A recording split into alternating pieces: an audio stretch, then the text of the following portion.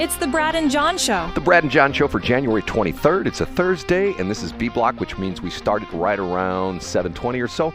Once again, we do this show live 7 to 8 o'clock every morning, Monday through Friday, and it's broadcast live over the internet as well as on FM 104.5 KSOQ. And then John and I chop it up. We put it on the internet. You can find it on bjshow.co. That's the podcast version, or if you want to watch the video version of it, it's bjshow.video. Okay, John, what would I do if I were Tishaura Jones? Yeah, what would you do? First off, I would have gotten I don't know what kind of a driver's license she has. She's probably just got a regular license. She'd need, I believe, a chauffeur's license to drive a snowplow in the city of St. Louis. I would learn how to drive a snowplow, and I would make sure that I plowed up and down Market Street right there in front of Channel 5, and I'd, drive by and I'd honk the horn and wave, "Hey, it's me, Tishaura Jones, driving a snowplow. I'm really hands-on." That would be number one. Number two, I think that she should do one day a week, at least for a couple hours, a police ride-along where she would be sitting in a squad car and not a lieutenant or a commander or something like that. Joe, rank and file officer riding around, seeing what's going on. And number three, what would number three be? I don't know. What is it? I would say, once again, I would come out and say, look, we got this Rams money. How can we send a bigger third phalange to what's-his-face, that Stan Kroenke guy? We want the Kansas City Chiefs in St. Louis. You know the whole story. The state of Kansas is trying to entice both the Chiefs and the Royals to move into new stadiums. Matter of fact, wasn't it the story we had that the Kansas legislators said they would give at least the Chiefs 80% of the money to build a new stadium? 80%. I mean, huge amount of money. Yeah. John, what if the state called you up one day and said, "John, your house is getting a little bit too small. We'll give you 80% of the money to build a new house." How quick would you say yes to that, right? Told immediately, yeah. Right, okay. We've already got a stadium. We've already got this place downtown. It's downtown St. Louis. And I made a mistake when I talked about this previously. We also would go and grab the Kansas City Royals because of the fact we could do that because St. Louis Cardinals are in the American League. The Royals are in the National League. We could Vice versa. We could do it just like in the old days where we had the St. Louis Cardinals and St. Louis Browns. They played in the one stadium, and they arranged the schedules so that when the Cardinals were on the road, the Kansas City, or it would be the St. Louis Royals would be at home, and when the Royals were on the road, the Cards will be at home. That's what I'd be doing. Now, the chances of that happening are slim and none, but I think that would get people's attention. And just like I have a sign on my wall. You know what my new sign on my wall? I got new signs on my wall. This is one of my news resolutions. What does it say? It says, "Attention is currency." Yeah, that was a big Gary Vee quote from 2023. Right. Attention is currency, from the aspect that, look at Donald Trump. Why can't anybody beat him? Because he gets attention. He gets attention. And I think what's fascinating about this is, look at 2017 as opposed to when he took office the first time. And, remember what was the very first Saturday when Madonna was on the stage there in D.C. saying, "We're going to blow the White House up." What happened to all those protesters? And the interesting thing is, almost every day, yesterday was it Bill Gates comes out and says he wants to help Trump? I'm going like, yeah, they're getting on board, Brad. No kidding. So once again, if Tishaura Jones would do, and I know, see, John has this problem where every time I talk about this, and John always throws out the Herb Kelleher thing, and maybe I was suckered into this. John says I was, but Herb Kelleher, the founder and president and CEO, he was actually the CEO. President was a lady who was his cohort in crime. He was always work the holidays. He would be working the ramp. He would be working with the ramp agents on Thanksgiving and Christmas, loading the planes, putting luggage in the planes, delivering the peanuts and the sodas to the planes and stuff like that. And I always said to myself, man, that's my guy. That guy rolls up his sleeves and he gets down and he talks with the people who are actually doing the business, the people who are actually meeting the customers and making sure the planes are flying, making sure the pilots are in good shape and the flight attendants are in good shape. But John says, that's a waste of corporate leadership time, that they're underlings that should do that. Isn't that pretty much the way it stands between you and I? Yeah. And I do think it's adorable that you thought that. I mean, it's a testament to the skill of the Southwest Airlines executive team that people like you bought into those visuals and thought he was really doing that. Brad, I also have bad news. David Copperfield did not actually make the Statue of Liberty disappear. What happened? Well, the auditorium that everybody was sitting in New York was very slowly rotating. It was on a rotating floor. But you believe in optical illusions like, oh, Herb Keller's out in the snow all day. It's the 1980s. We can look at one wire picture and extrapolate from that. I'm a believer. It's adorable, Brad. It's like those pictures of, Chinese leaders in the 1940s that would be standing on wheat that was packed so tightly that you could stand on top of it. And then it's like, oh, yeah, they put some wheat on top of a table and had a kid stand on it. Anyway, people that are a sucker for corporate propaganda, it was the Herb Keller stuff is awesome, Brad. I do agree that Tishaura Jones visibly could have been more engaged in what's going on in St. Louis City. I think. Well, the ultimate is when her streets director comes out and says, I didn't know what was going on. Nobody told me. Like, she can't get out in her car and drive around. She can't run shotgun in a snowplow. She can't get one of the snowplow guys and say, hey, I'm going to ride with you tonight. You know what I'm saying? Yeah, well, in her defense, there weren't a whole lot of videos about it on TikTok, which is probably her primary source of information. Here's where I would be careful if I was Cara Spencer. Everything is going your way right now. Between all these controversies about St. Louis Development Corp and inspections, and in the middle of a snowstorm, Tishaura just flies out of town and goes to Washington, D.C., raises a little money. I think I'd be very wary if I was Cara Spencer. I would think, okay, Tishaura's campaign is probably bottoming out right now. She's probably finding the bottom. And no matter what her numbers are, it probably can't get worse. It could stay the same, but it probably can't get worse. And also, Brad, people talk about feelings. Like, it just feels like people are turning on Tishaura Jones. All you have to go on is numbers. Tishaura Jones still has more cash on hand than Cara Spencer. And also, if you look back at 2021, excuse me, when Tishaura Jones ran, she didn't raise a whole lot of money around, and I have the numbers in front of me. She didn't have at this point in 2021, she had raised about $104,000 in her straight up campaign. The point is, Brad, Tishaura in that campaign closed very strong. Her last 6 weeks of fundraising, she raised a ton of money. She blew it out of the water. So if I was Cara Spencer, I wouldn't get too cocky here. And I would think that if you look at the past, Tishaura is probably going to raise a ton of money in the last several weeks running up to the March election and the April election. I just wouldn't get too cocky if I was Cara Spencer. Okay, can I do the mic drop in this whole discussion? Absolutely. The mic drop is, remember, they reelected Kim Gardner. Absolutely, Brad. And you know what I always say? The people get the government they deserve. And there's a whole lot of people. Tishaura could pull the Donald Trump line. Tishaura could shoot somebody on the corner of Martin Luther King Boulevard, and 20% of people in the city would be like, she my mayor, though. Okay, let me go back to the snowplow thing for a minute, okay? Back in the day when I was doing the traffic network thing, when I was listening to all the scanners, we used to monitor St. Louis County Highway Department channel, where it was the channel where they would dispatch, the various snowplow guys and pothole fillers and things like that. And I believe at the time, the guy who was the head of the St. Louis County, if I said St. Charles County, I made a mistake, St. Louis County Highway Department, streets and highways, whatever they call it, was a guy by the name of Richard Daykin, okay? And what was interesting was we would monitor that channel and we would hear him, and this happened all the time, especially during snowstorms. He was out in his county truck driving around, and if he found a snowplow, one of his snowplows, sitting in a restaurant parking lot, he would get on the two-way. This was like pre-cell phone time. I don't think, they probably had cell phones, but he didn't have a cell phone. He would get on the two-way and he'd talk to the dispatcher. Dispatcher? Can you give me the phone number? Look up the phone number for XYZ pub in the corner of, whatever the street was. And the guy would say, okay, I've got the number.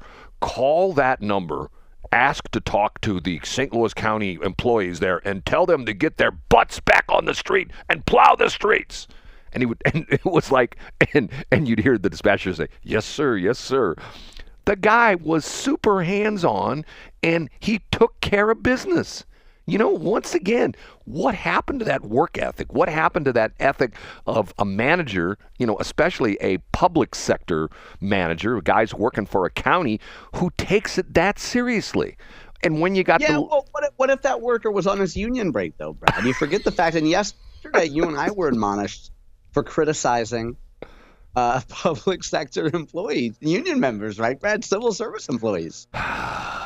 There was a thing this morning I heard, matter of fact, I heard Mark Cox talking about this, that there's all these emails flying around in the federal government. There was one who was some big high muckety-muck in the Department of the Veterans Administration and talking about they've canceled the DEI thing, but they essentially said, we still have the EEO office, which essentially is like the same thing. You know what I mean?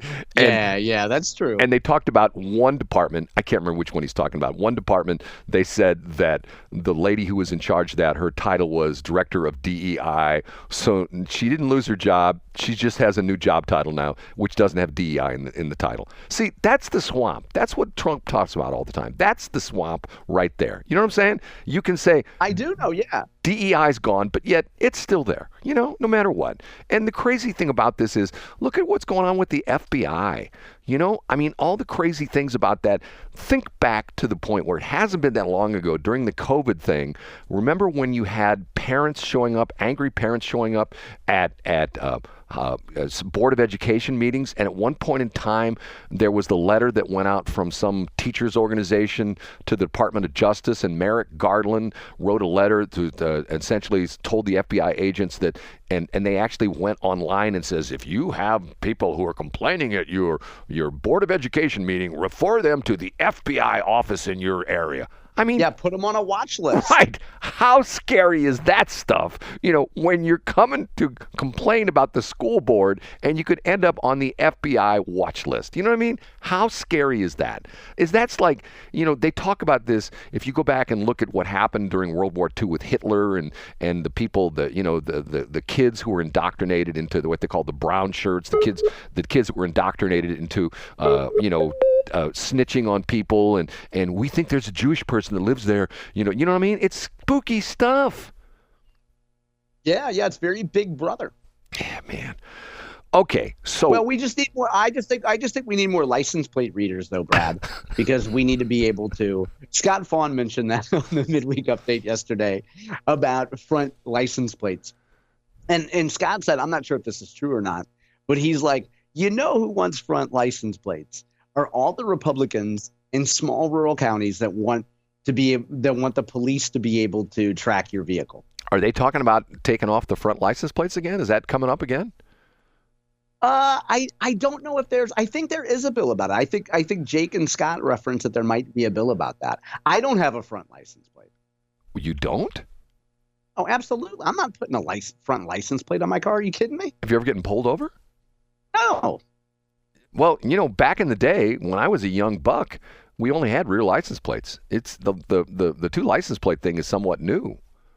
But in your context, Brad, what is somewhat new? Like 40 years or 20 years?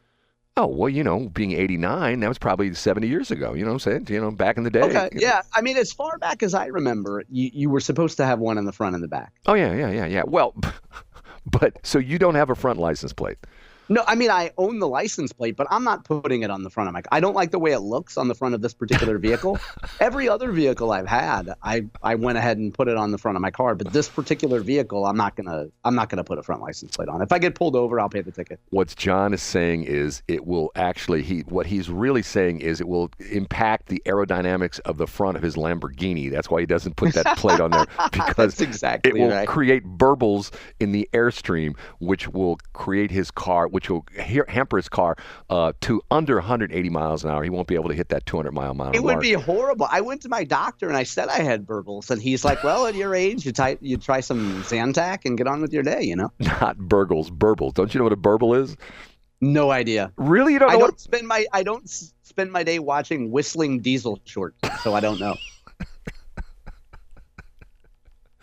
Which is interesting because of the fact that I find stuff like this fascinating. Okay, you don't. I gotta look this up because of the fact that you don't know what a burble is. And can you believe? I feel like we're having a flashback to the Brad and Shelley show, where in the waning days after Shelley had long checked out, it was just you mentioning things and her being like, "No, Brad, I don't know what a burble hamburger is." And he'd be like, "Oh my God, hold on. Let's take 45 seconds and Google it. Wait, there's 7 pop-ups. We'll just make everybody wait while we look it up." Okay, this also has to do with aerodynamics as well. And here's the aerodynamics explanation.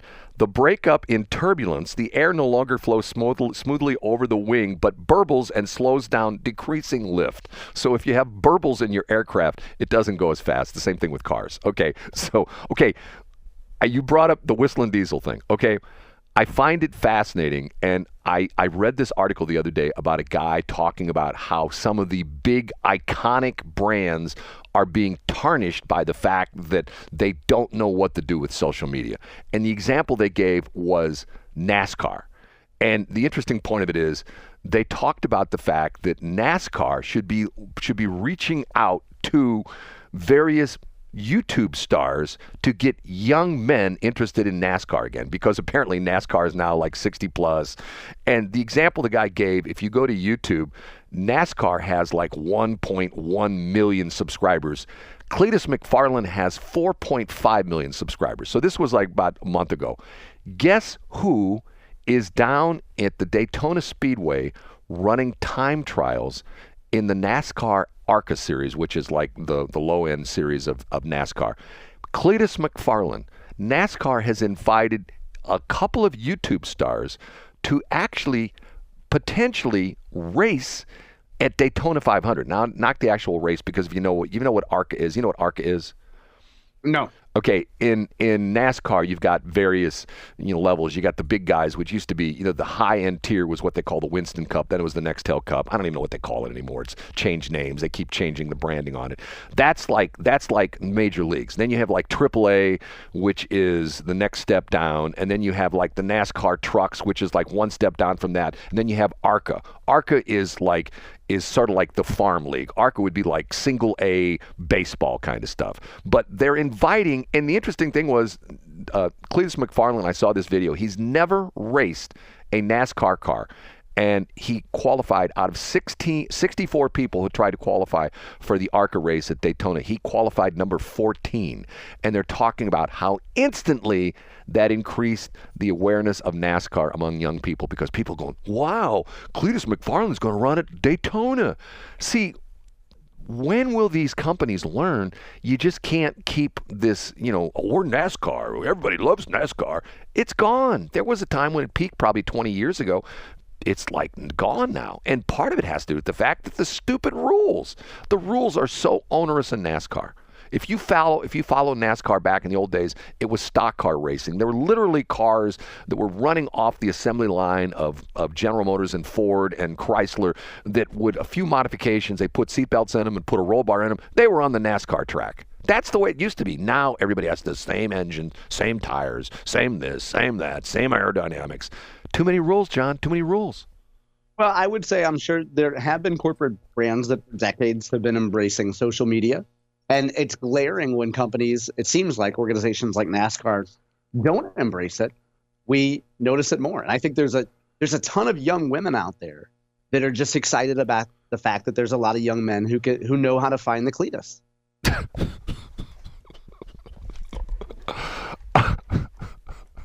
Cleetus McFarland. You can find him on YouTube. Why do I do this? Why do I put myself through this torture? Why do I do it, John? Because it's a good 6-minute setup for a Cleetus joke, Brad. Well done. Because I love you, John. That's what it is. Okay. Oh, I love you too, Brad. Okay.